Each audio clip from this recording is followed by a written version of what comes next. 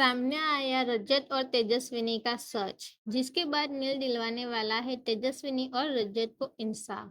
जी हाँ दोस्तों, गुम है किसी के प्यार में सीरियल के अपकमिंग एपिसोड में देखने को मिलने वाला है कि जब सभी के हाथ कुछ अहम सुराग लग जाता है, तो वह ये सब नील को बताने के लिए उसके पास पहुंचती है।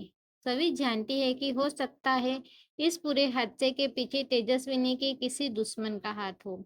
जब वो नील को बताती है कि तेजस्विनी और रजत की डेड बॉडी के पास एक गिटार का टूटा हुआ टुकड़ा मिला था, तो नील के होश उड़ जाते हैं। उसे तुरंत शक होता है, सिंगर तो सिर्फ ऋतुराज है, क्या इसका मतलब इस हादसे में शामिल है। हालांकि नील अभी सभी को इस बारे में कुछ नहीं बताता, क्योंकि वो खुद पूरी तरह से स्पर्श नहीं है।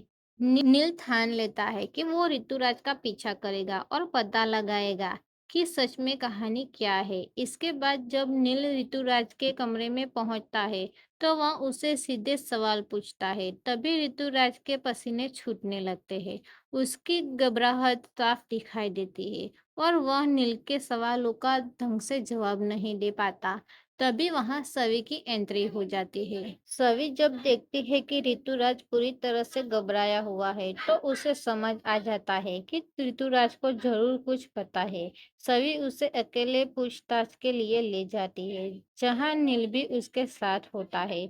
नील ऋतुराज को शब्दों में कहता है, अगर तुम्हें कुछ पता है तो बता दो, वरना मैं खुद सब पता लगाऊंगा। और अगर उस हादसे में तुम्हारा हाथ निकला तो याद रखना, मैं तुम्हें जिंदा नहीं छोड़ूंगा।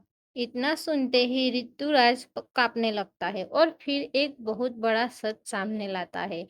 ऐसा सच जिसे सुनकर सभी और नील के भी होश उड़ जाते हैं।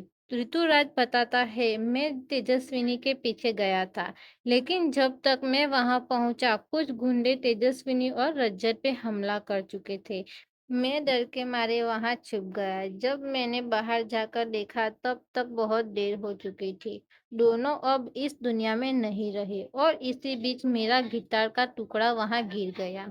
अब सवाल यह है कि यह गुंडे कौन थे, किसके इशारे पे उन्होंने तेजस्विनी और रज्जत को मार डाला, और क्या ऋतुराज सच बोल रहा है या फिर इसके दिल में भी राज दबे हुए हैं। आखिर इस कहानी में आगे क्या होने वाला है, पर इसके बारे में आपका क्या है कहना, हमें कमेंट के जरिए जरूर बताइए।